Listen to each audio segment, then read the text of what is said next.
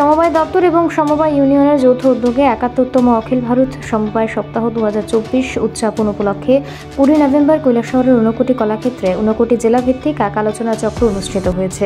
প্রদীপ প্রজ্বলন করে জেলাভিত্তিক এই আলোচনা চক্রের উদ্বোধন করেন সমাজ কল্যাণ দপ্তরের মন্ত্রী টিঙ্কু রায়। মন্ত্রী ছাড়াও উদ্বোধনী অনুষ্ঠানে উপস্থিত ছিলেন ঊনকোটি জেলা পরিষদের সভাধিপতি অমলেন্দু দাস, কৈলাসহর পুর পরিষদের চেয়ারপারসন চপলারানী দেবরায়, ঊনকোটি জেলার জেলাশাসক দিলীপ কুমার চাকমা, জেলা পরিষদের সহকারী সভাধিপতি সন্তোষ ধর, সমবায় দপ্তরের ঊনকোটি জেলার উপনিয়ামক বিজয় কুমার রায় সহ আরও অন্যান্য অনেকেই।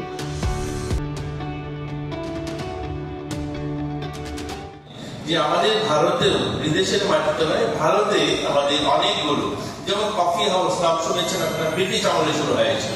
এটা ব্রিটিশ যখন চলে যায় তারপরে ভারতে সেটাকে ভারতীয় কফি হাউস নামে একটা কোঅপারেটিভ করা হয় এবং এই ভারতীয় কফি হাউস প্রথম কলকাতা শহর এবং দিল্লি, মুম্বাইয়ের বড় শহরে ছিল। আজকের দিনে বড় বড় প্রাইভেট কফি হাউস যেগুলো, তাদেরকে টাকা দিয়ে বিজনেস করছে আর ৪০০-র উপরে তাদের আউটলেট কার্ড দিচ্ছে। আপনার লিজ্জত পাপড় জানেন, ৮ জন মহিলা মাত্র ১০ টাকা করে ৮০ টাকা দিয়ে শুরু করেছে আজ থেকে ৭ বছর আগে।